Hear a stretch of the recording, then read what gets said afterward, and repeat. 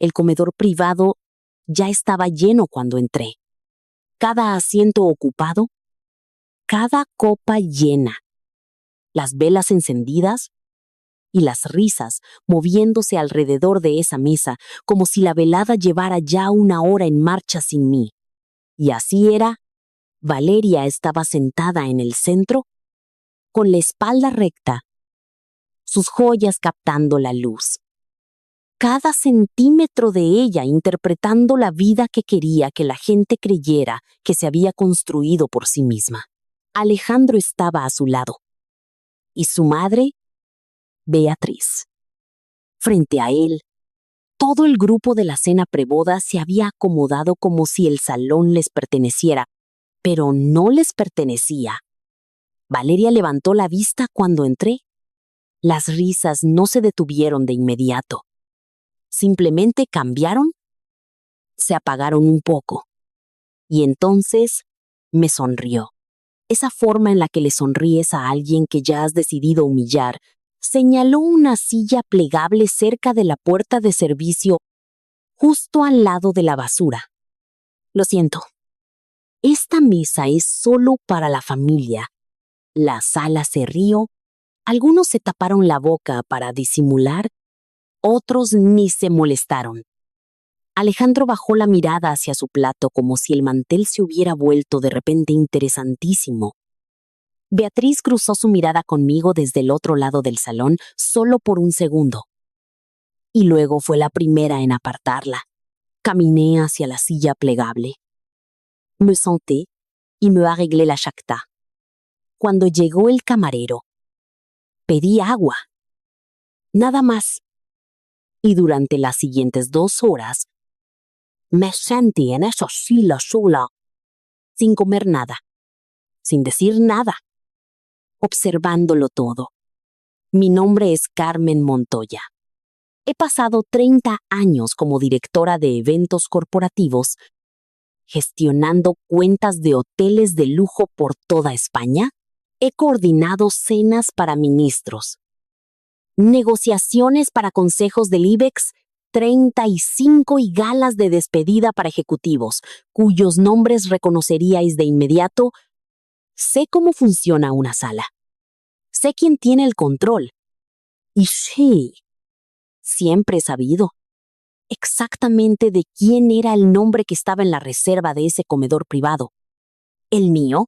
Para los que os acabáis de incorporar a esta historia, antes de seguir, decidme desde dónde me estáis viendo. Dejádmelo en los comentarios. Quiero saber quién está en esta sala conmigo esta noche. Me senté en esa silla y dejé que la noche fluyera. Dejé que la comida fuera y viniera de su mesa. Dejé que los brindis se hicieran sin mí. Dejé que Beatriz Navarro levantara una copa en esa sala como si tuviera algún estatus para celebrar en un espacio que yo había conseguido a través de un contacto profesional que conocía desde hacía 11 años.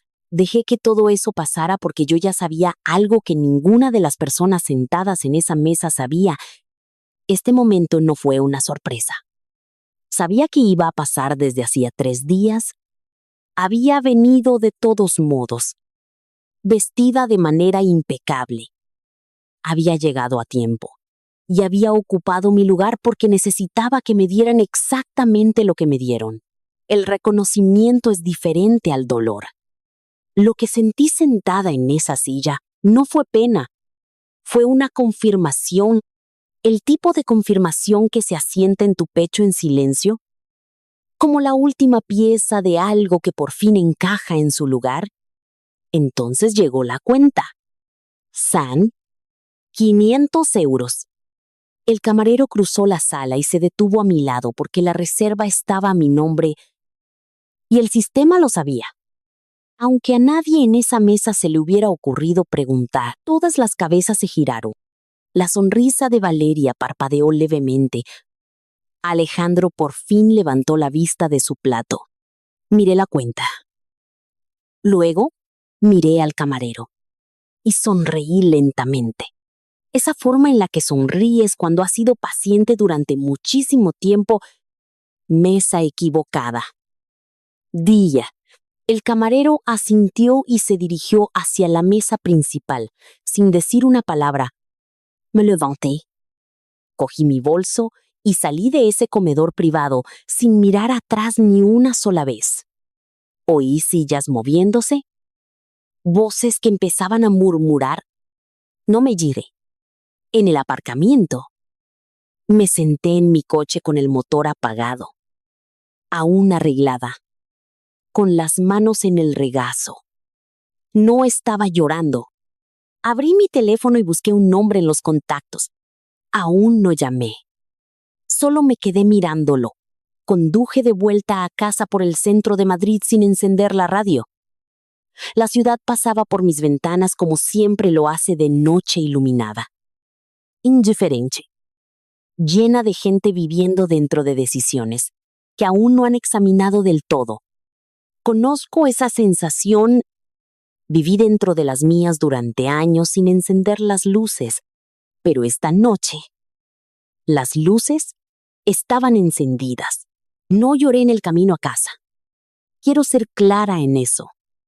Lo que pasó en esa cena no rompió algo dentro de mí.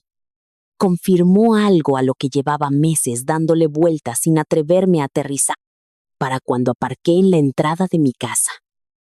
La confirmación se había sentado tan completamente que me quedé en el coche durante 1 minuto entero antes de entrar. No por tristeza, sino por esa quietud particular que llega cuando por fin dejas de discutir contigo misma. Fui directamente a mi despacho, hasta aún vestida, aún con los mismos zapatos que había llevado al hotel. Abrí el cajón inferior de mi escritorio y empecé a sacar carpetas, extractos bancarios de los últimos 14 meses. El contrato de alquiler del piso de Valeria en el barrio de Salamanca, mi firma en la línea de avalista fechada hace 3 años, la letra de un coche con mi nombre como titular secundario, correos electrónicos de confirmación de 2 proveedores de la boda a los que había contactado personalmente, tirando de relaciones profesionales que había pasado 30 años construyendo. Extendí todo sobre mi escritorio en orden, de la misma forma en que solía desplegar los cronogramas de los eventos antes de una gran producción. Cada elemento visible, nada superpuesto, nada oculto. He gestionado cuentas para otras personas toda mi carrera. Sé cómo leer un panorama financiero sin inmutarme. Lo que vi en ese escritorio no era complicado. Era muy claro. La vida de Valeria. El piso que llamaba suyo. El coche que conducía. Los proveedores de la boda que respondían a sus llamadas. Todo estaba respaldado por mi nombre, mi crédito y mis contactos. No parcialmente, estructuralmente, verlo todo desplegado a la vez era diferente a saberlo pieza por pieza. Las retiradas de la cuenta conjunta que había revisado individualmente durante las últimas semanas se leían diferente al ver el patrón. Las cantidades no eran imprudentes, eran consistentes, metódicas. Casi el tipo de extracción que ocurre cuando alguien ha decidido en silencio que un recurso estará disponible indefinidamente. Estaba alcanzando la carpeta de los proveedores cuando mi mano encontró algo completamente distinto.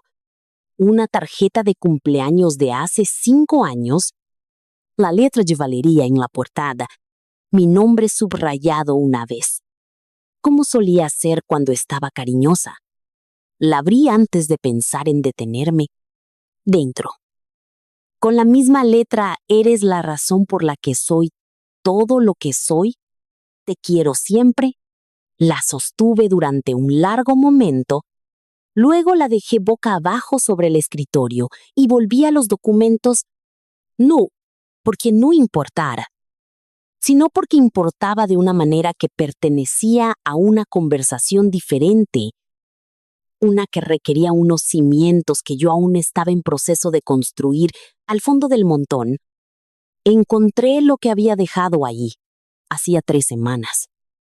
Tras mi primera llamada telefónica con mi abogada a su tarjeta de visita, la cogí y le di la vuelta. Había escrito una línea en la parte de atrás con su propio puño y letra al final de aquella primera llamada, cuando le dije que necesitaba unas semanas más para estar segura. Lista cuando usted lo esté. Me quedé mirando esa frase un momento. Hace 3 semanas no estaba lista. Aún había dejado un pequeño resquicio abierto. El tipo de espacio que dejas, no porque creas que algo cambiará, sino porque cerrarlo se siente definitivo. Ahora entendía que la cena no había creado nada nuevo. Simplemente había eliminado la última excusa que me estaba dando para esperar. Cogí mi teléfono y marqué. Era tarde, cerca de las 11. Ella contestó al segundo tono. Solo le dije, estoy lista. La línea se quedó en silencio durante exactamente un segundo. Luego dijo, tendré todo preparado para por la mañana. Dejé el teléfono y me senté en el silencio de mi despacho, con los archivos esparcidos por el escritorio y la tarjeta de cumpleaños, boca abajo entre ellos, y por primera vez, desde que entré a ese hotel, sentí algo muy parecido a la paz. Estaba vestida antes de que saliera el sol. No porque no pudiera dormir. Dormí 4 horas del tirón y sin soñar. De esa forma en que duermes cuando ya se ha tomado una decisión y tu cuerpo lo sabe, estaba despierta antes del amanecer, porque había algo que necesitaba tener en mis manos antes de que el día avanzara más. Llamé a Laura Gómez a las 6:47 de la mañana. Trabajamos juntas durante 11 años cuando yo era directora de eventos corporativos en uno de los hoteles más importantes de la capital. Ella gestionaba la atención a los invitados. Yo gestionaba todo lo que ocurría dentro de los salones. Reconoció mi voz antes de que terminara de pronunciar su nombre. Le dije que necesitaba una copia del contrato de reserva del comedor privado de la noche anterior. Dijo que me lo enviaría en menos de 1 hora. Llegó en 40 minutos. Lo imprimí en la mesa de mi cocina y lo leí una vez, despacio. De la misma forma en que solía leer los contratos de los eventos antes de firmarlos, no hojeando, leyendo cada línea. Mi nombre en la parte superior, el número de mi tarjeta en el campo de facturación, mi firma fechada 6 semanas antes, el número de confirmación del hotel, el importe de la señal 600 euros, cobrado y liquidado, el comedor privado, la fecha, la hora, todo mío, la sala en la que se rieron, la mesa en la que se sentaron, la velada que organizaron, sin pensar ni un solo segundo en quién la hacía posible. No me sentí vengada al leer ese documento. La venganza implica sorpresa. Yo sabía que mi nombre estaba en esa reserva cada minuto que estuve sentada en esa silla plegable. Había elegido no decir nada, había elegido esperar, había dejado que la cuenta fuera lo único que hablara, porque algunas verdades golpean más fuerte cuando llegan solas. Mi teléfono sonó mientras aún sostenía el papel impreso. Valeria. Vi su nombre en la pantalla hasta que dejó de sonar. Volvió a sonar 30 segundos después. Dejé el teléfono boca abajo sobre el documento de la reserva y fui a hacer café. Mientras se hacía el café, abrí la carpeta que había empezado la noche anterior y extendí todo sobre la mesa de la cocina en orden. El comprobante de la reserva, los 2 contratos de los proveedores de la boda, la señal de la finca y el acuerdo del catering, ambos conseguidos gracias a relaciones que había forjado a lo largo de 3 décadas en esta industria, ambos con tarifas preferenciales que existían porque los proveedores de esta ciudad conocían mi nombre y confiaban en mi palabra sin mi nombre. Esas tarifas no existían. Sin mis llamadas, esos contratos ni siquiera habrían sido respondidos. Junto a ellos, el aval del piso y mi firma en la línea de garante, la letra del coche. Los extractos de la cuenta conjunta que mostraban un patrón de retiradas a lo largo de 14 meses, retiradas que había revisado individualmente, pero que nunca había puesto juntas hasta anoche. Me quedé de pie junto a esa mesa y miré lo que había construido, no lo que había dado, lo que había construido. Hay una diferencia. Dar implica una elección que se hace libremente cada vez. Lo que había sobre esa mesa era una estructura, un muro de carga, invisible para la persona a la que estaba sosteniendo, y ensamblado tan silenciosamente durante tantos años que la persona que vivía dentro había confundido esas paredes con las suyas propias. Cada puerta que Valeria cruzó para planear esta boda se abrió gracias a mi nombre, no al suyo. Doblé el papel de la reserva una vez. Lo metí en la carpeta.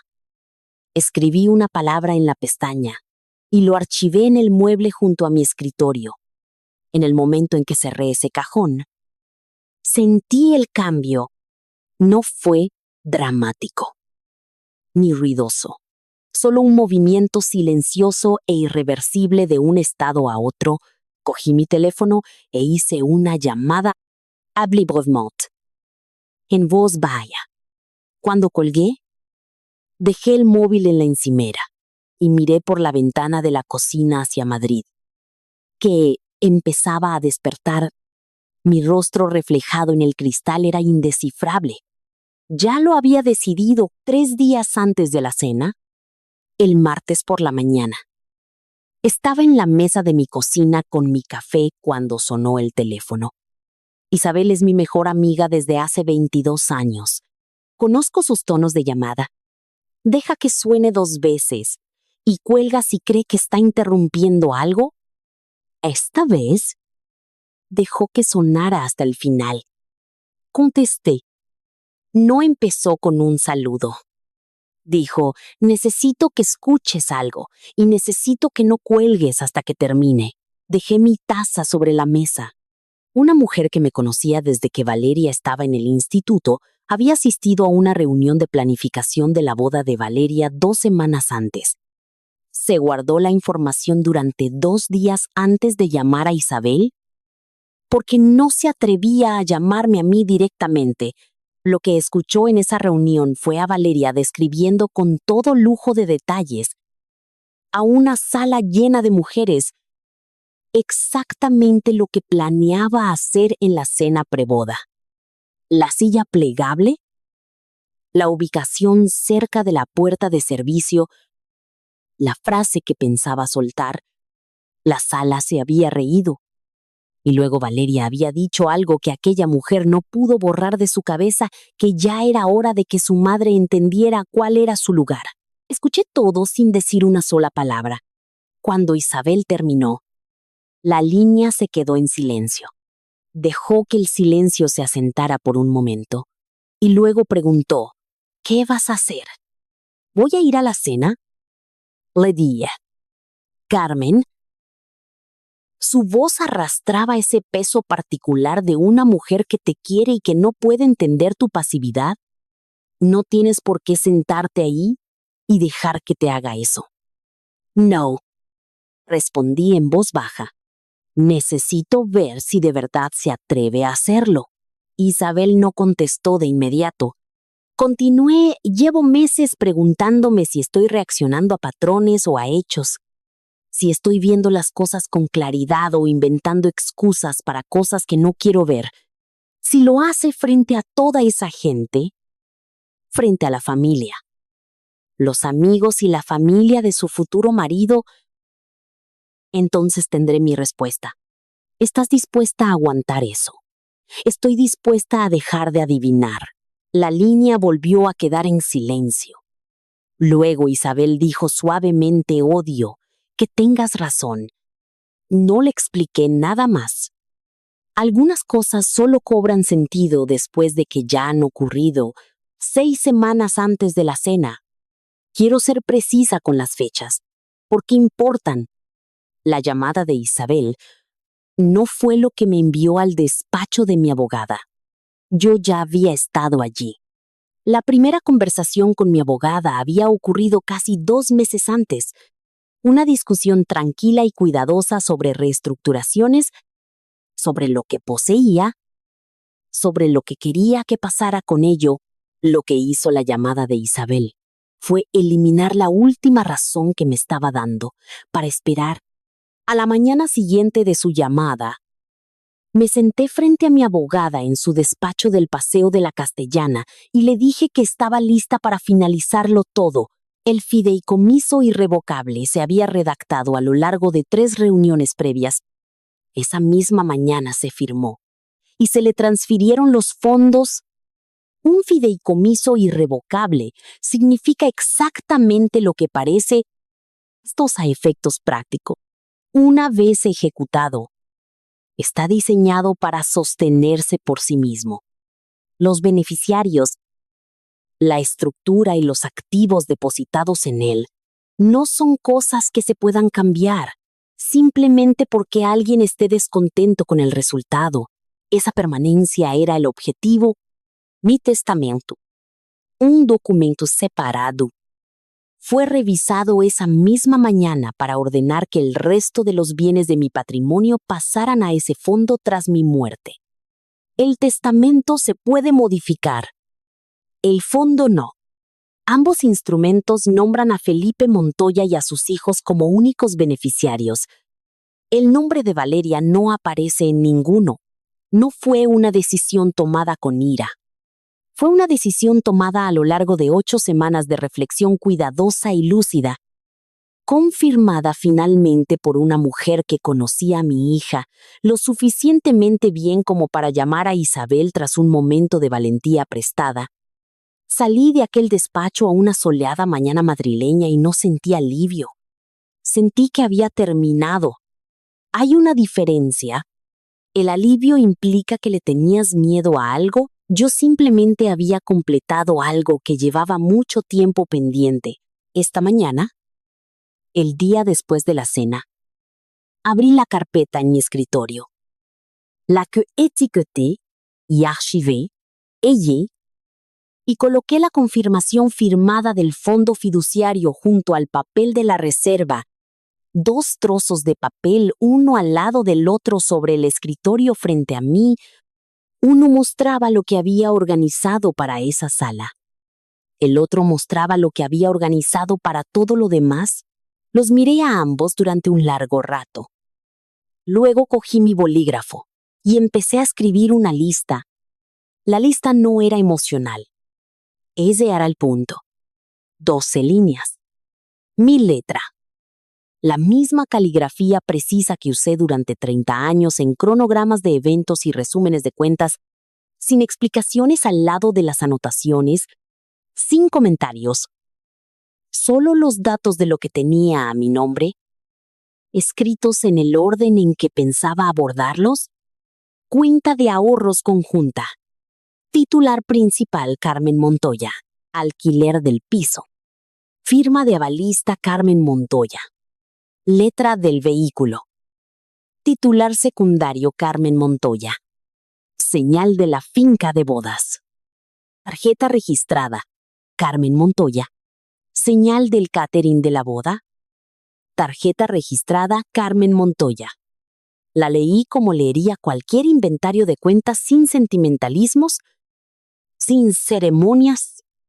Desde que Carlos falleció hace 8 años, Valeria y Felipe se han movido en direcciones opuestas. Felipe se mantuvo cerca, Valeria se alejó de la familia y se acercó a una vida que estaba construyendo. O eso parecía en la superficie.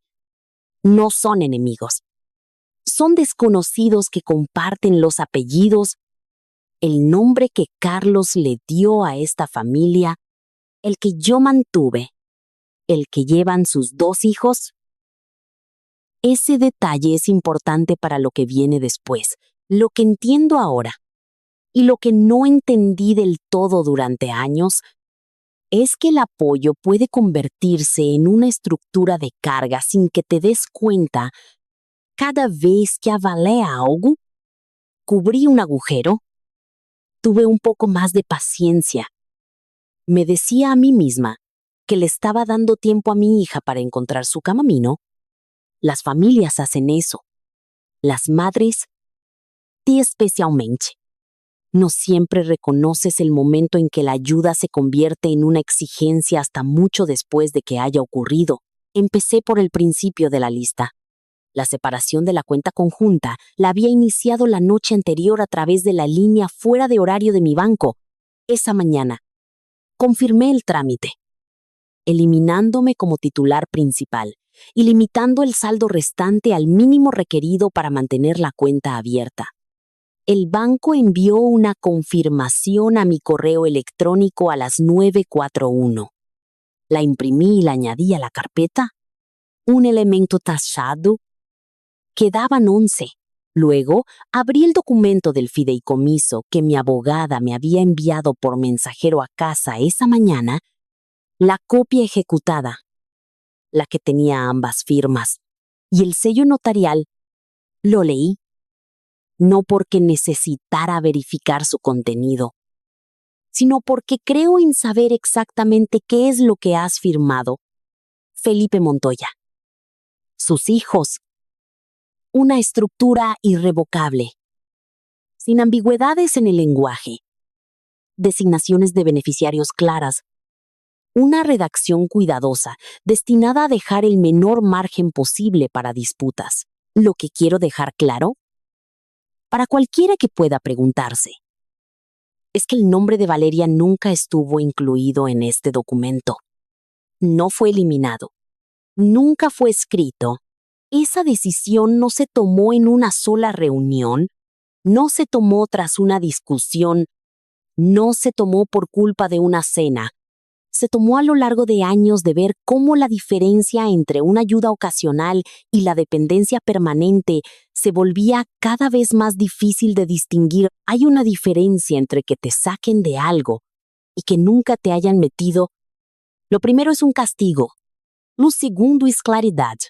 Aún sostenía el documento cuando mi teléfono vibró con la notificación de un mensaje de voz con la hora de esa misma mañana. Había estado al teléfono y no lo había escuchado. El nombre de Valeria en la pantalla. Lo reproduje una vez. Su voz sonaba comedida y casi casual, con ese tono particular que usa cuando espera que le concedas algo. Mamá. Sé que anoche hubo un poco de tensión. Pero de verdad, necesito que me llames por el tema del florista. Lo borré y volví a mi lista. Las señales de los proveedores eran los últimos 2 elementos que había marcado con una nota en lugar de con una acción. La finca de la boda.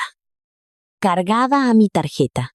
Tarifa asegurada a través de un contacto con el que había trabajado durante 19 años. El catering de la boda, misma estructura, diferente contacto, mismo principio. Ambas tarifas existían por quién era yo en esa industria. Sin mi tarjeta, las reservas no tenían cobertura. Sin mi nombre, los proveedores ni siquiera habrían ofrecido esas condiciones. Escribí 2 palabras junto a ambas anotaciones. Todavía no.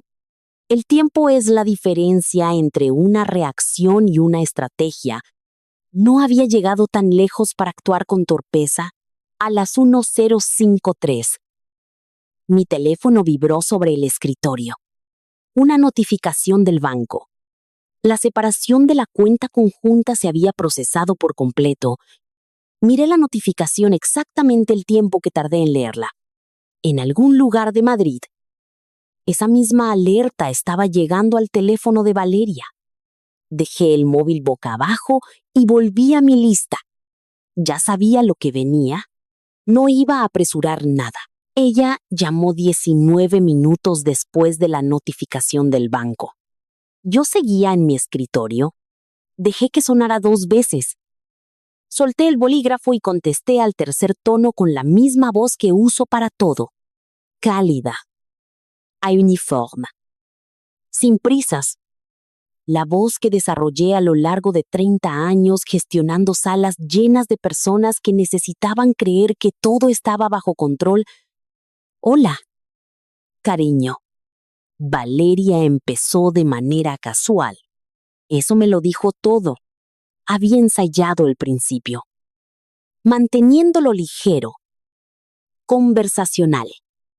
La forma en que abordas algo que quieres minimizar antes de que la otra persona pueda darle importancia. Me preguntó cómo estaba. Le dije que bien. Me preguntó si había dormido bien. Le dije que sí. Luego fue al grano. Esta mañana me ha llegado una notificación del banco sobre la cuenta conjunta. Sale que hay algún tipo de cambio. Creo que podría ser un error por su parte. He estado reorganizando algunas cosas. Día, por mi parte está todo correcto. Hubo una pausa. Corta. Pero sentí cómo se recalibraba dentro de ella. ¿Qué tipo de reorganización? Solo ordenando algunas cosas. ¿Cómo van los preparativos de la boda? Ella no quería hablar de la boda. Quería hablar de la cuenta. Intentó 2 veces más reconducir el tema, planteándolo primero como una confusión, luego como una molestia. Cada vez esperaba que yo llenara el silencio con una explicación. No lo hice. Le pregunté por el florista. Le pregunté si la finca para la cena preboda había confirmado el número final de invitados. Mantuve mi voz a la misma temperatura en todo momento. Agradable. Interesada. Totalmente inalcanzable. Podía escuchar lo que pasaba al otro lado. El ligero aumento de ritmo. La respiración justo antes de cambiar de dirección. Valeria siempre se mueve más rápido cuando siente que el suelo se tambalea. Entonces oí a Alejandro entrar en la habitación donde ella estaba. Tapó el teléfono. No del todo. Solo lo suficiente. Y le susurró algo. No pude distinguir las palabras. Lo que sí escuché fue el silencio de él. No respondió en voz alta. Un momento después, escuché una puerta cerrarse. Y Valeria volvió a la llamada con una energía diferente a la que tenía antes. Mamá. Su voz había abandonado por completo el registro casual.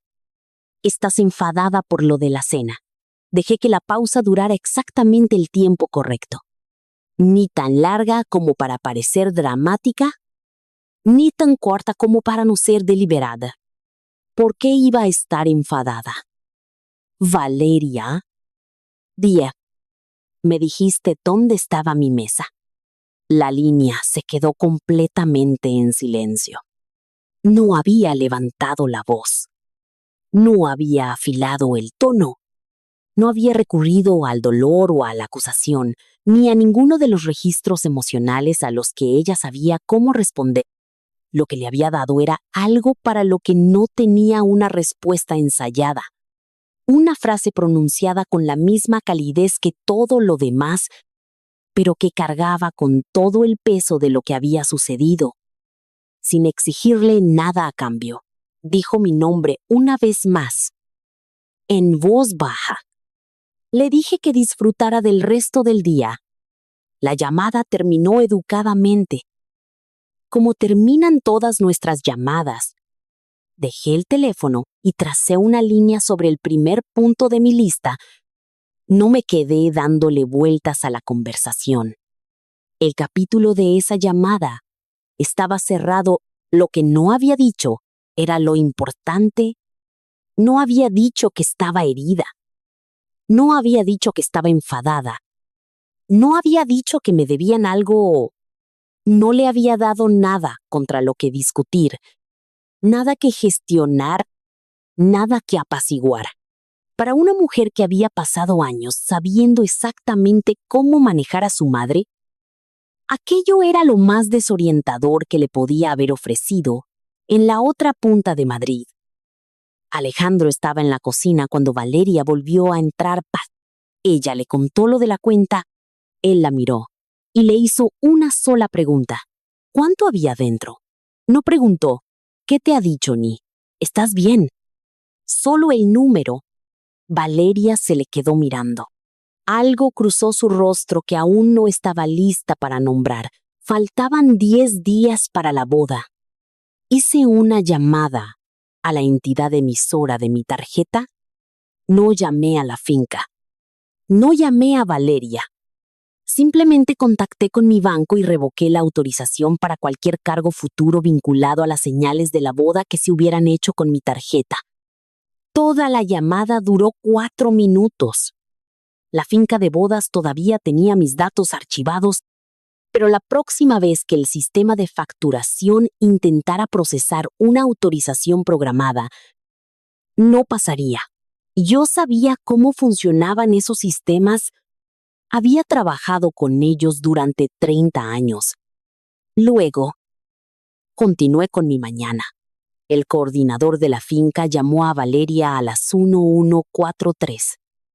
Sé la hora porque la primera llamada de Valeria hacia mí entró a las 12:01, 18 minutos después de que el coordinador terminara de explicarle la situación con toda la profesionalidad y sin dramas, exactamente como están entrenados los coordinadores en lugares de ese nivel para manejar discrepancias de facturación. El intento de autorización había fallado. Necesitaban un método de pago actualizado en menos de 48 horas para mantener la fecha.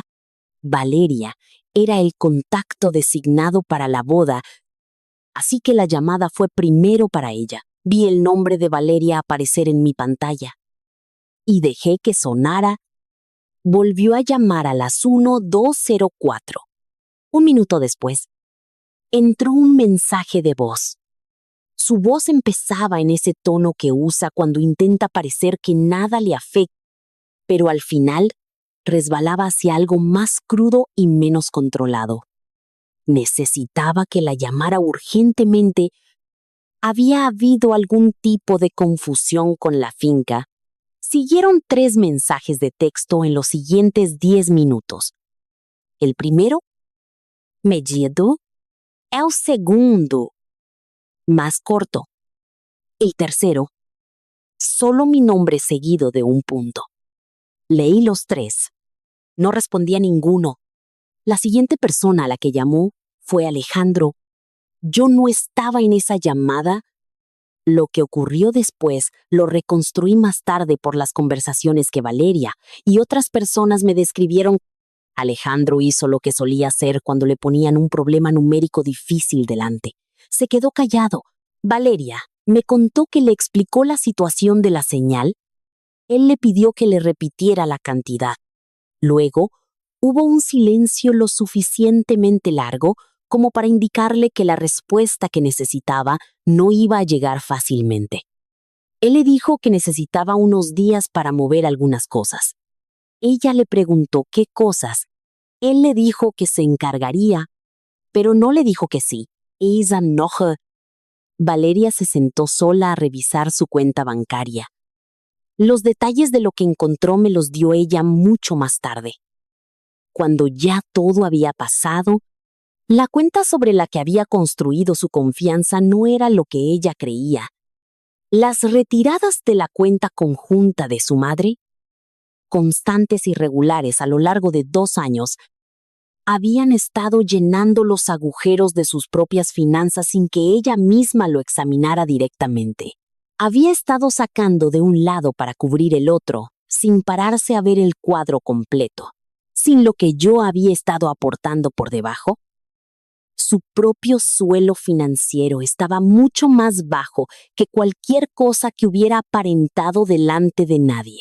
A veces pienso en ese momento, Valeria sola en su piso, la pantalla frente a ella, sin público, sin función que interpretar, solo los números y lo que decían. Hay un tipo de ajuste de cuentas muy particular que ocurre cuando la historia que has estado contando sobre tu propia vida se estrella de frente contra las pruebas reales. No avisa, simplemente se queda ahí en la pantalla y espera. Se quedó frente al ordenador durante mucho tiempo. Luego abrió sus contactos en el móvil. Pasó de largo mi nombre sin detenerse. Siguió bajando. Su pulgar se ralentizó. y se detuvo en un nombre: Beatriz Navarro. Valeria me dijo después que se quedó mirando ese nombre durante varios minutos.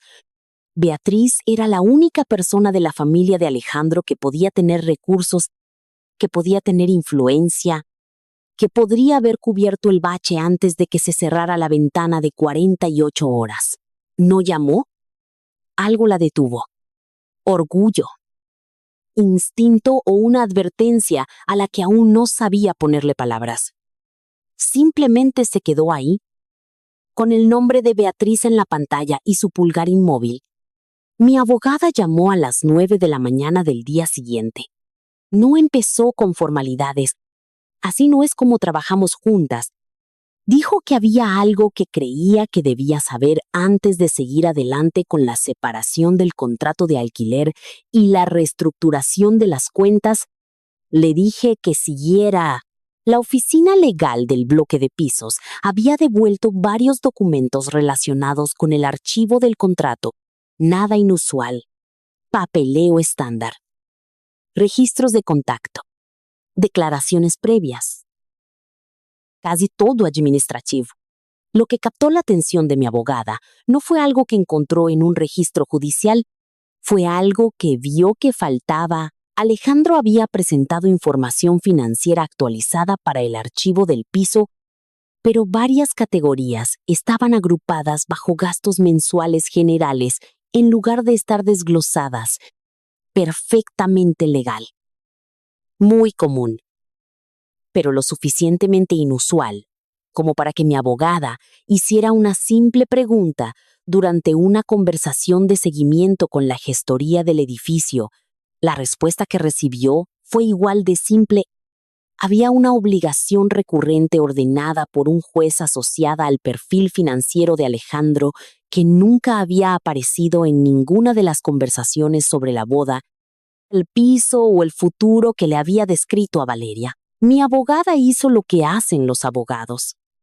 Verificó lo que era verificable públicamente. Me explicó lo que encontró con cuidado, de la forma en que ella explica todo sin opinar, sin pausas para esperar mi reacción. Solo los hechos en orden. Una orden de manutención infantil dictada por los juzgados de familia de Madrid. Un niño de 6 años. El niño nació antes de que comenzara la relación de Alejandro y Valeria, fruto de una relación anterior que había terminado antes de que él siquiera conociera a mi hija. La obligación estaba establecida, documentada y al corriente de pago, cada mensualidad pagada a tiempo, lo que significaba que esto no era una crisis reciente que estuviera gestionando. Era un compromiso que había estado ocultando silenciosa y sistemáticamente durante cada año que había estado con Valeria. Cuando ella terminó, hice una sola pregunta. ¿Lo sabe Valeria? Ella respondió que no había nada que sugiriera que se le hubiera informado alguna vez. Le di las gracias. Le pedí que lo añadiera al expediente. Colgué. Me quedé en mi despacho durante mucho tiempo después de eso. Quiero ser sincera sobre lo que sentí en ese silencio, porque no fue satisfacción y no fue dolor. Fue algo más parecido al reconocimiento, ese que llega cuando un patrón que intuías, pero que no podías nombrar, por fin muestra su forma completa. Alejandro había necesitado que esta boda estuviera financiada, había necesitado las tarifas que mis contactos le proporcionaban, las señales que cubría mi tarjeta, la infraestructura que mi nombre hacía posible, porque, bajo la superficie de la vida que le estaba presentando a mi hija, había una obligación financiera que ella no sabía que existía. Yo tenía la información. Podía haber llamado a Valeria en esa misma hora. Podía haberle puesto el número de expediente delante y ver cómo todo se aceleraba. Elegí no hacerlo. No para proteger a Alejandro, no sentía nada por él. Elegí no hacerlo porque Valeria había tomado su decisión en esa cena de manera clara y pública. Yo había tomado la mía en el despacho de un abogado 6 semanas antes de que ella señalara esa silla plegable. Lo que Alejandro había ocultado era su propio ajuste de cuentas, y era a él a quien le tocaba entregárselo. Yo no iba a cargar con ni una sola cosa más que no me perteneciera. En lugar de eso, abrí el cajón de mi escritorio. La fotografía llevaba viviendo en ese cajón 8 años, desde la semana después de que falleciera Carlos, cuando la quité de su estudio porque ya no podía mirarla desde la puerta. Pero tampoco era capaz de guardarla por completo.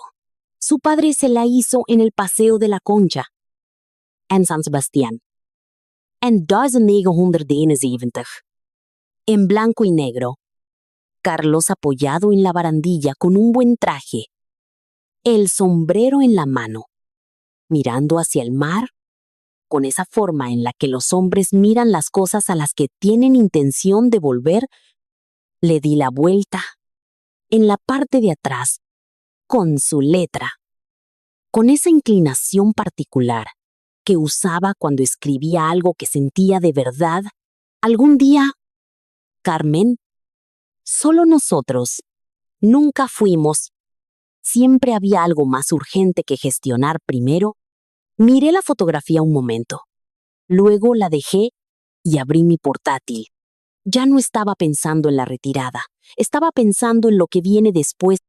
Son 2 enfoques distintos. Y sentí el cambio entre ellos con total claridad. Escribí 2 palabras en el buscador San Sebastián. Aún no le había dado a buscar. Solo miraba las palabras en la pantalla. Este capítulo le pertenece a Valeria. Faltaban 3 semanas para la boda. Estaba en el piso un martes por la tarde, organizando la carpeta con la documentación financiera que Alejandro le había pedido que recopilara para solicitar una cuenta bancaria conjunta. Era el tipo de tarea administrativa que ella siempre gestionaba en la pareja. Él reunía los documentos y ella los ponía en orden. La carpeta era gruesa. Trabajó en ella de manera metódica, de la forma en que aborda la mayoría de las cosas que requieren que parezca competente. Iba por las 3/4 partes del montón cuando lo encontró detrás de un extracto bancario, ligeramente escondido, no oculto con especial cuidado, solo deslizado detrás de otra cosa. ¿Cómo quedan los papeles cuando una persona se queda sin tiempo para pensar dónde meterlos? Una página impresa. La sacó, asumiendo que era otro extracto. No lo era.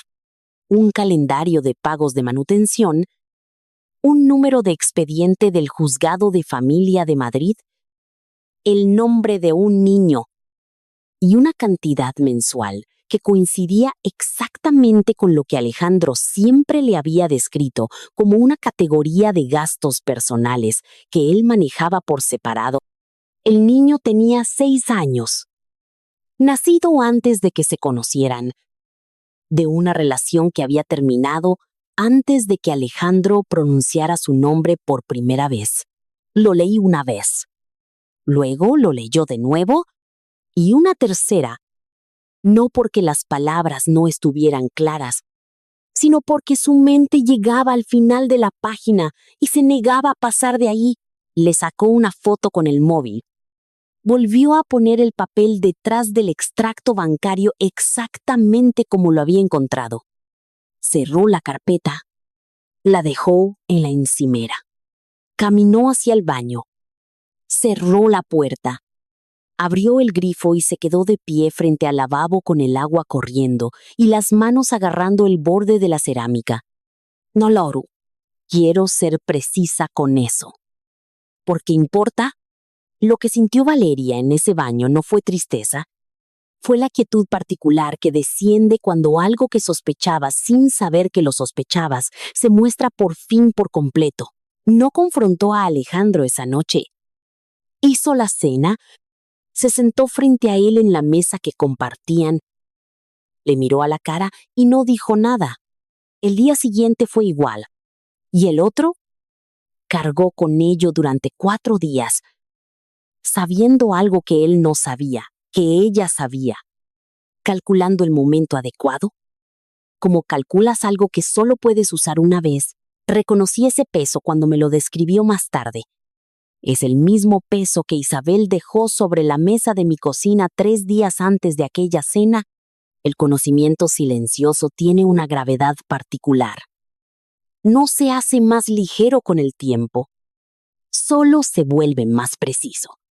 Al cuarto día, esperó hasta que él estuvo sentado en la mesa de la cocina antes de entrar.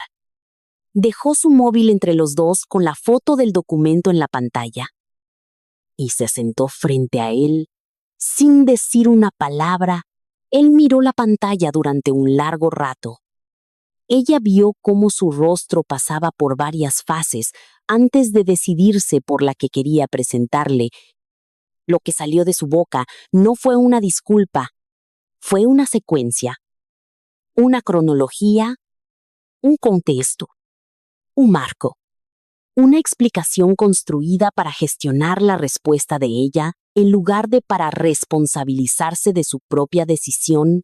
Ella se sentó y escuchó todo sin interrumpir. Ahora entendía la diferencia entre una disculpa y una explicación de una manera que no había entendido antes de esa noche. Una disculpa requiere de la otra persona. Una explicación solo requiere un público isanoje. Se subió al coche y condujo. No planeó un destino. Se encontró en mi calle sin haber decidido ir allí. Aparcó frente a mi casa y se quedó con el motor al ralentí, mirando las ventanas iluminadas, la luz de la cocina, la lámpara del despacho que reconocería desde su infancia. Se quedó allí 20 minutos. Luego metió primera y se marchó. La calle quedó vacía tras desaparecer las luces rojas de sus faros. Faltaba una semana para la boda. Valeria llamó al contacto de hostelería cuyo nombre había encontrado en los archivos de su madre. Sé que lo encontró ahí porque me dijo, ¿qué nombre usó? Un hombre con el que yo había trabajado durante 19 años. Alguien que me cogía el teléfono a las 7 de la mañana sin quejarse porque habíamos construido el tipo de relación profesional que sobrevive a las reestructuraciones, a los cambios de dueños y al desgaste natural del sector. Le llamó y mencionó mi nombre en las 2 primeras frases. También sé eso, porque él me llamó poco después para avisarme. La conversación fue educada. Él siempre es educado. Con él no es una fachada, simplemente es así. Pero la calidez en su voz cuando pronunció mi nombre no era calidez para Valeria. Ella habría sentido la diferencia incluso si no supiera cómo llamarla. Él explicó con amabilidad y sin crueldad que las tarifas aplicadas a la señal de la finca estaban basadas en una relación profesional de 30 años conmigo personalmente. Que esas condiciones no eran transferibles, que lo sentía mucho. Pero no podía ser de más ayuda. Luego le hizo una simple pregunta. Su madre ha aprobado estos cambios. Valeria me contó después que dudó antes de responder. Esa duda se lo dijo todo. La conversación terminó poco después. Ella le dio las gracias y colgó. Luego llamó al contacto del catering. Distinta persona. Mismo sector. Mismo resultado. La amabilidad estaba ahí. Mi nombre seguía teniendo peso. Pero el muro también estaba ahí. Exactamente en el mismo lugar. Lo que Valeria encontró en esas 2 llamadas no fue hostilidad, fue algo mucho más difícil de rebatir. Era la simple realidad estructural de que cada puerta por la que había entrado esta boda se había abierto por quién era yo en ese mundo. No por quién era ella. Se sentó en su coche tras la segunda llamada y miró su teléfono durante mucho tiempo. Luego llamó a Isabel, no para pedirle que intercediera. Valeria es demasiado orgullosa para eso. Al menos, cree serlo. Llamó porque había agotado la lista de personas disponibles para ella, e Isabel era el último nombre en esa lista que seguía conectado conmigo sin estar completamente bloqueado. Isabel escuchó todo. No ofreció soluciones, no buscó compasión. Dejó que Valeria terminara por completo antes de decir nada.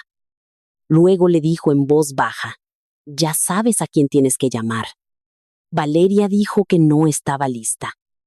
Isabel le respondió, «Ese ha sido siempre el problema». La llamada terminó poco después. Isabel me llamó antes de que pasara una hora. Me dijo que Valeria la había llamado. Me contó lo que habían hablado. Las llamadas a los proveedores, los muros, la conversación.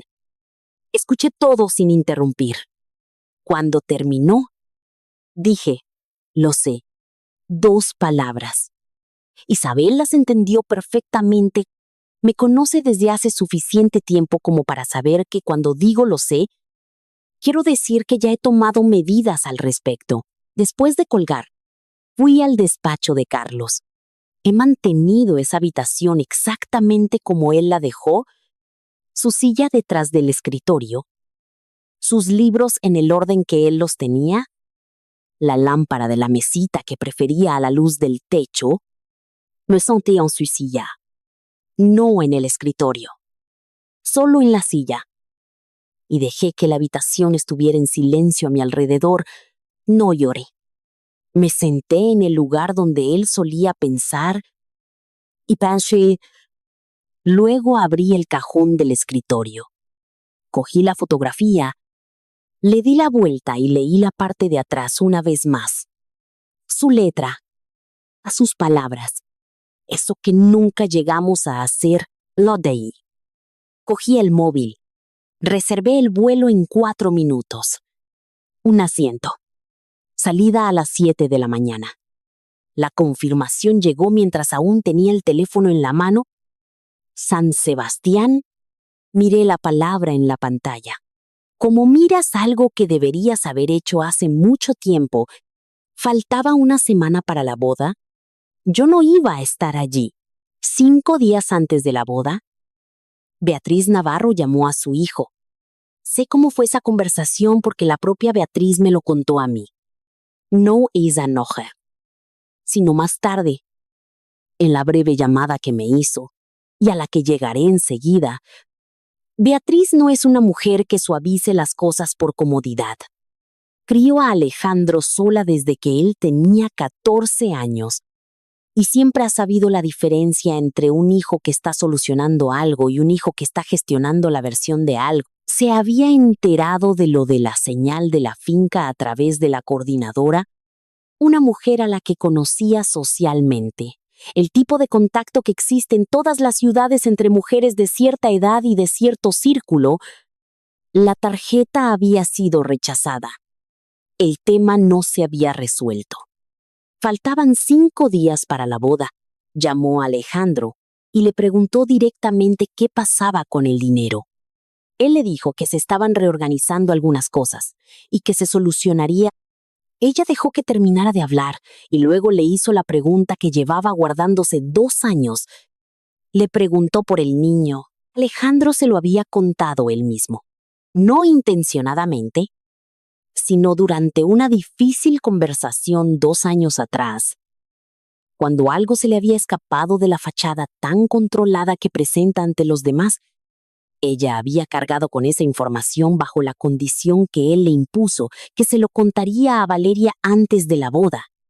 Había sido muy específico en eso. Beatriz me dijo que había sacado el tema más de una vez durante esos 2 años. Cada vez, él le aseguraba que tendrían esa conversación antes de que hubiera un matrimonio. Ella le había creído porque necesitaba creerle y porque se decía a sí misma que no era a ella a quien le correspondía contarlo. El niño no era un secreto que ella aprobara, era una verdad que creía que su hijo acabaría asumiendo por sí mismo. Su silencio al teléfono cuando ella le preguntó, por eso ahora se lo dijo todo. El silencio tenía forma, la compresión particular de un hombre que acaba de darse cuenta de que el tiempo se le ha echado encima. ¿Alguien más lo había descubierto? Valeria no había sido informada por él. Faltaban 5 días para la boda y no había nada resuelto. Beatriz le dijo a su hijo algo que creo que llevaba gestando más tiempo que esa simple llamada. Le dijo que su silencio en la cena preboda había sido un error en el que había pensado todos y cada uno de los días desde que ocurrió, que había visto a una mujer ser relegada a una silla plegable en un salón que ella misma había pagado y que no había dicho nada porque estaba especulando. Asumiendo que el dinero fluiría como siempre lo había hecho, asumiendo que los cimientos aguantarían porque siempre lo habían hecho. Le dijo, esa mujer se sentó sola en una mesa que ella pagó y ninguno de nosotros dijo una palabra. Eso no es algo de lo que uno se recupere fácilmente. Alejandro no respondió nada que ella describiera como relevante. Después de colgar, Beatriz no volvió a llamar a Alejandro. Llamó a su propio abogado. Solo sé esto porque ella me lo dijo. Y entendí inmediatamente lo que significaba. Beatriz se estaba separando de lo que fuera que estuviera a punto de pasar. ¿Había terminado de especular en nombre de su hijo, Esanoja? Alejandro llegó a casa y se encontró la luz del dormitorio ya apagada a las 8. Se quedó en el umbral y pronunció el nombre de Valeria. Ella no contestó. Él cerró la puerta en silencio. Se sentó solo en el salón, a oscuras, por primera vez en toda esta historia. No tenía público ni ninguna función que interpretar. 4 días antes de la boda. Mi hijo me llamó, no por Valeria, no por la boda, no por nada que hubiera escuchado o armado con pedazos de lo que estaba pasando. Felipe llamó porque habían pasado 3 semanas desde la última vez que hablamos y quería escuchar mi voz. Ese fue el único motivo. Cuando llevas años rodeada de personas que se acercan a ti porque necesitan algo, una llamada que no necesita nada aterriza de una manera que es difícil de describir. Contesté y hablamos como solíamos hablar cuando estaba en la universidad, y yo le cogía el teléfono al primer tono sin importar la hora, fácilmente, sin segundas intenciones, pasando de un tema a otro sin que nada de aquello tuviera que llegar a ningún sitio. Después de un rato, le hablé de la cena, no de las cuentas, ni del fideicomiso, ni de los proveedores, ni de los abogados, ni de toda la arquitectura que había estado desmantelando y reconstruyendo en silencio. Solo la cena, el comedor, la silla. Lo que dijo Valeria, lo que yo hice, lo que dije cuando llegó la cuenta. Felipe escuchó todo sin decir una palabra. Cuando terminé, se quedó callado un momento. No el silencio de alguien que busca la respuesta correcta, sino el silencio de alguien que absorbe algo que tiene peso. Luego dijo, debería haber estado ahí. Le dije, no estabas invitado. Otro silencio. Luego, lo sé, debería haber ido de todos modos. No le dije que se equivocaba, porque no lo hacía. Nos quedamos con eso juntos durante un momento, sin que ninguno de los dos sintiera la necesidad de pasar de largo. Luego le hablé del fondo fiduciario. Tuve cuidado en cómo lo dije. Cuidado en dejar claro que no era un premio por su estabilidad y no era un castigo por las decisiones de Valeria. Era una decisión tomada con claridad a lo largo del tiempo sobre la forma que tenían las cosas en realidad. En lugar de cómo había pasado años, esperando que fueran, le dije que su nombre estaba ahí, y los nombres de sus hijos, y que necesitaba que entendiera que no tenía nada que ver con aquella cena. Felipe no me dio las gracias. No dijo que se lo merecía, ni que fuera justo. Lo que hizo fue callarse de una manera diferente, de una manera más pesada, y cuando volvió a hablar, su voz tenía algo que reconocí como duelo, por lo que la familia se había convertido en estos años, por la distancia que había crecido entre él y su hermana, mientras ninguno prestaba suficiente atención para detenerla, por el hecho de que su madre había estado cargando con el peso de todo en silencio y en soledad. Durante más tiempo del que a nadie se le había ocurrido preguntar, me preguntó, después de un rato, si había algo que todavía pudiera cambiar las cosas entre Valeria y yo. Le dije la verdad. La puerta no está cerrada con llave. Felipe. Pero ya no estoy de pie aguantándola para que siga abierta. Él lo entendió. Siempre ha entendido las cosas sin necesidad de que se las expliquen 2 veces. Luego me preguntó algo más. Con cuidado. De esa forma en la que preguntas algo cuando no estás seguro de querer saber la respuesta. ¿Llegaste a comer algo esa noche? Hice una pausa más larga de lo que pretendía. No tenía hambre. Mamá. Solo eso. Solo la palabra, de la forma en que lo dice desde que era pequeño, con ese peso particular que significa que me ve y que desearía que hubiera dejado que alguien me viera antes. Le dije que me iba a San Sebastián la semana que viene. Dijo bien. No dijo, pásatelo muy bien. No dijo te lo mereces. Solo bien. Como si fuera la única respuesta correcta, y se alegró de que por fin hubiera llegado a ella. Tras colgar, fui a la cocina. Preparé una cena completa, nada complicado. Solo comida hecha con tiempo y atención. Puse la mesa para uno. Me senté y me comí cada bocado sin prisas, sin distracciones, sin dejar nada en el plato. Miré ese plato vacío durante un largo rato antes de levantarme. Faltaban 2 días para la boda. El timbre sonó a las 10 de la mañana. Yo lo sabía antes de llegar a la puerta. Hay sonidos que una madre aprende a lo largo de 34 años. El ritmo particular de cómo llama a la puerta, el peso de una presencia al otro lado antes de abrir. Miré por la mirilla y vi a Valeria de pie en mi porche con una chaqueta que tenía desde hacía 3 años. Sin voz, sin expresión ensayada, solo ella. Abrí la puerta y me hice a un lado. Entró sin decir una palabra y cerré tras ella. Nos sentamos en el salón. No le ofrecí comida ni café. Ella no pidió nada. Nos sentamos una frente a la otra, en el silencio de una casa en la que había crecido, y me miró de la misma forma en la que miras a alguien cuando finalmente te has quedado sin atajos. Preguntó primero por las cuentas, luego por los proveedores, luego por la reserva. Había encontrado la confirmación del hotel en una carpeta que yo no había escondido, porque nunca tuve la necesidad de hacerlo.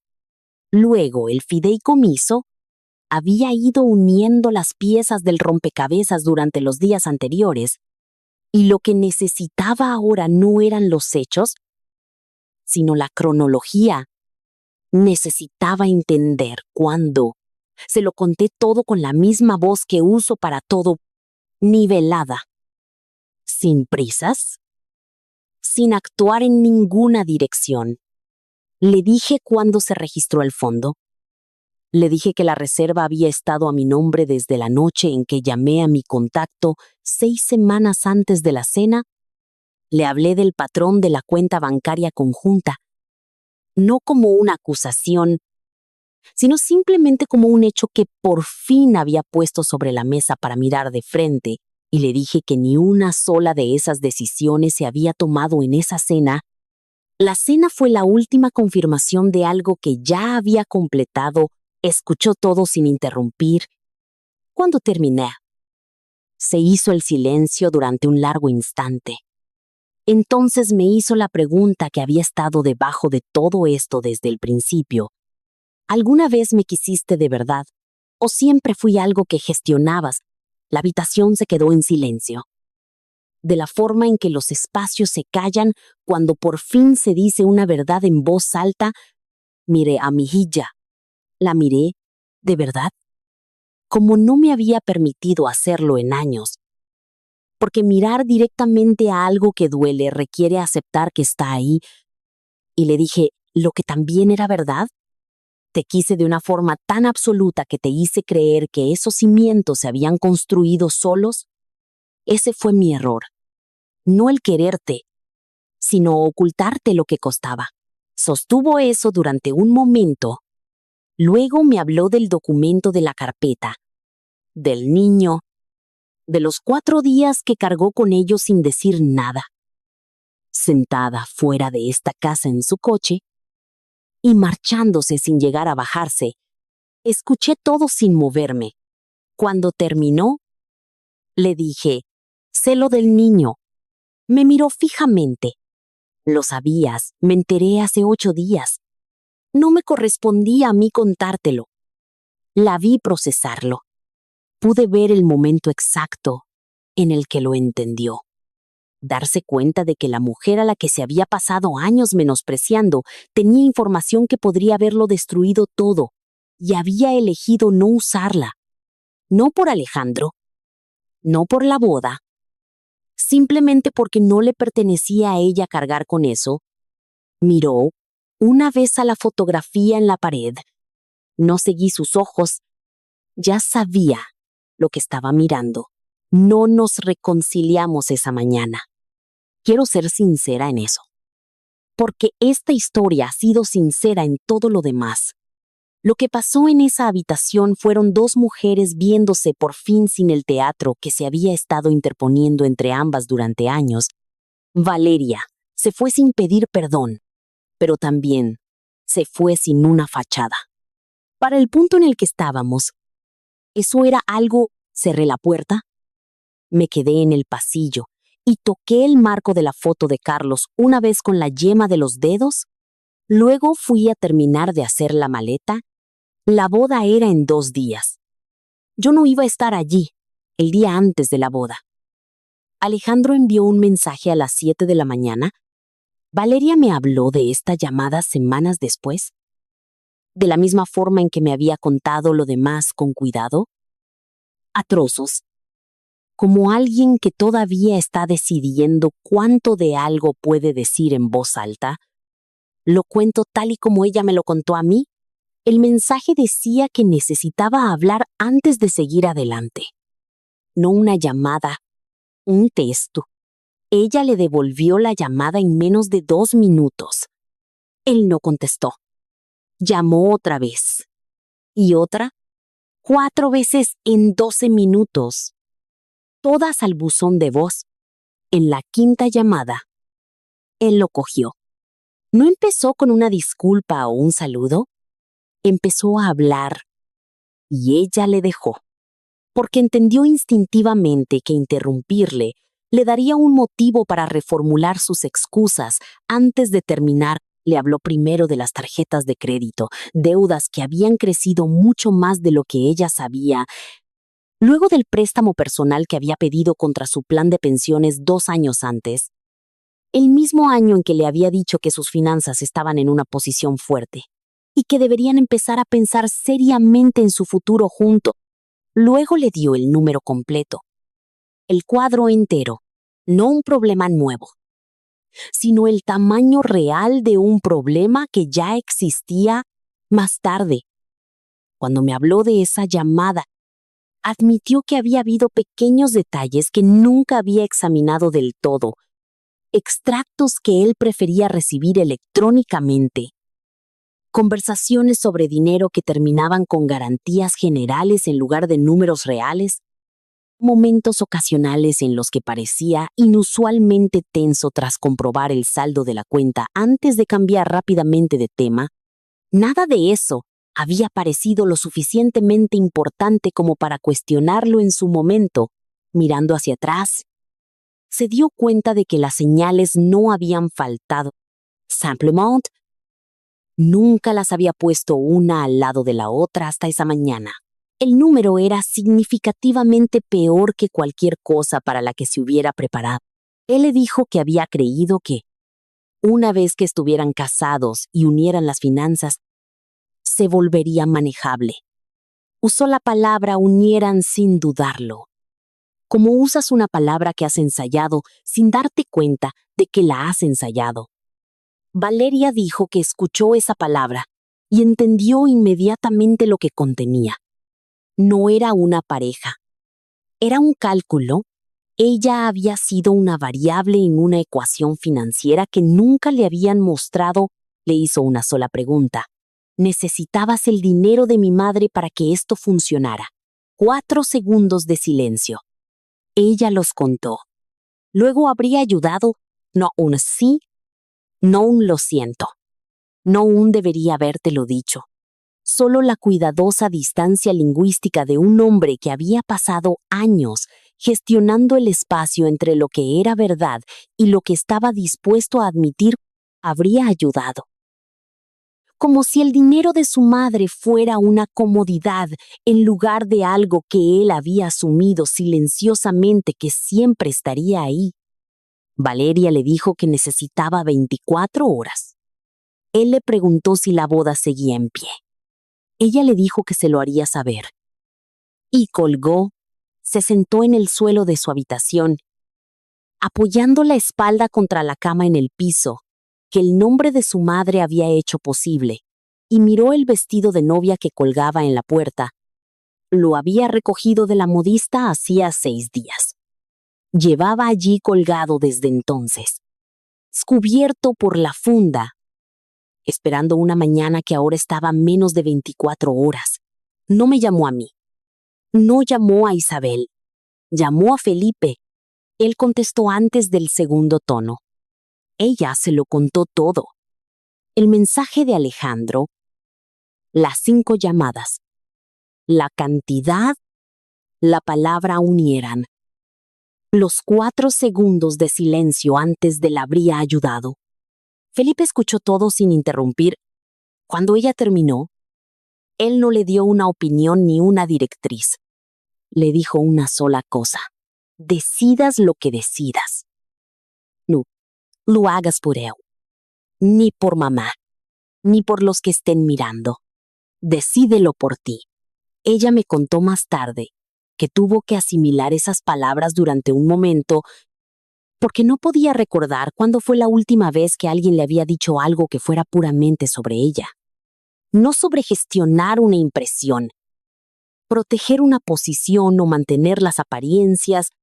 Solo él la miró el vestido durante mucho tiempo después de colgar, la funda, la habitación en silencio, la pregunta que aún seguía en el aire. No sé qué decidió en esa habitación. Nunca me lo dijo y nunca se lo pregunté. Lo que sé es que, antes de apagar la lámpara esa noche, miré mi teléfono por última vez. La confirmación del vuelo seguía en la pantalla. San Sebastián. Salida a las 7 de la mañana. Dejé el teléfono boca abajo en la mesilla de noche. Apagué la luz y me fui a dormir. La habitación se quedó a oscuras.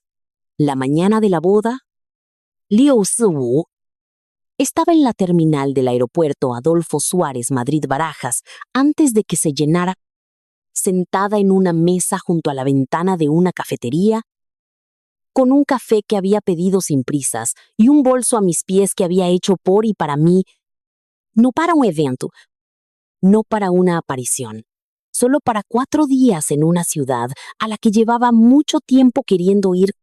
Iba vestida cómoda y elegante, como me visto cuando voy a un lugar que me pertenece enteramente. Mi teléfono estaba boca abajo sobre la mesa. Había desactivado las notificaciones antes de salir de casa. Embarqué cuando llamaron a mi grupo. Asiento de ventanilla. Lado izquierdo del avión, que mira hacia el este al despegar y luego gira hacia el norte. Sobrevolando la ciudad antes de que la ruta se enderece hacia la costa, vi Madrid aparecer por debajo mientras subíamos.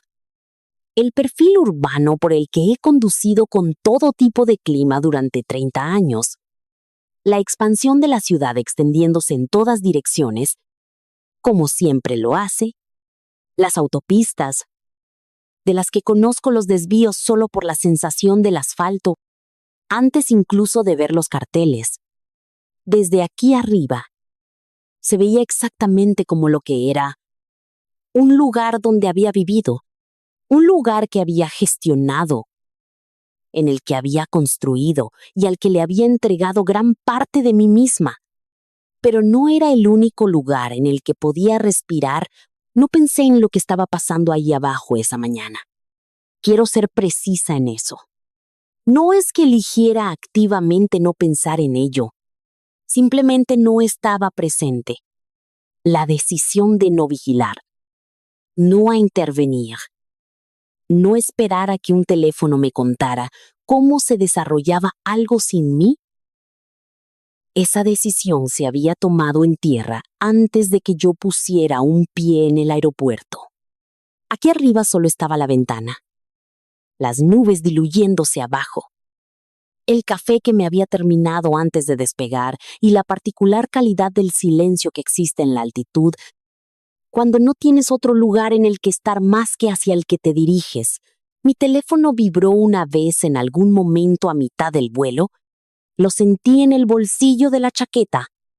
Lo dejé ahí. En lugar de eso, miré por la ventana.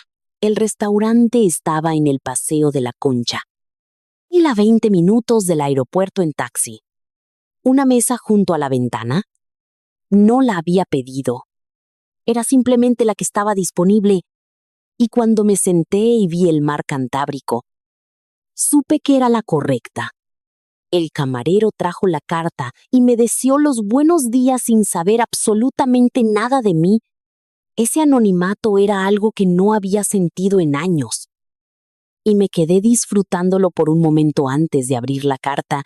Pedí un desayuno completo.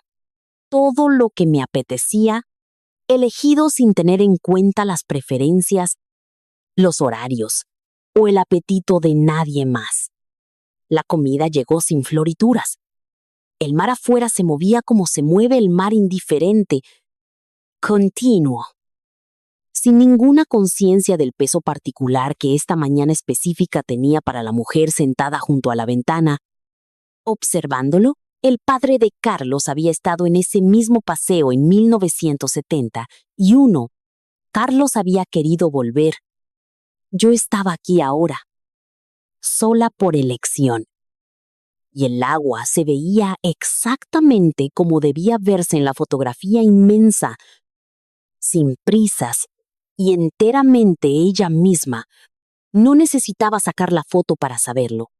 Llevaba la imagen de la misma forma en la que llevas las cosas que has mirado durante el tiempo suficiente como para que se vuelvan parte de ti. Iba por la mitad de mi desayuno cuando el teléfono vibró de nuevo sobre la mesa. Miré la pantalla. Un solo mensaje de texto. El nombre de Valeria. Lo abrí. La primera línea decía: la boda no se celebra. Luego, 4 palabras más. Espero que estés bien. No una disculpa. No una explicación. No una negociación. Ni una actuación. Ni una pregunta diseñada para abrir una puerta de la que necesitara sacar algo. Solo un hecho. Y 4 palabras de una mujer que finalmente había llegado al final de todo lo demás y a la que no le quedaba más remedio que enviar la cosa más simple y verdadera. Leí el mensaje una vez. Dejé el teléfono boca abajo sobre la mesa. Cogí el tenedor. El mar seguía moviéndose fuera de la ventana. Mi plato estaba frente a mí, lleno y caliente. Y yo no tenía absolutamente ninguna prisa. Esta historia nunca trató sobre si Valeria merecía una respuesta. Trataba sobre si yo merecía estar en paz.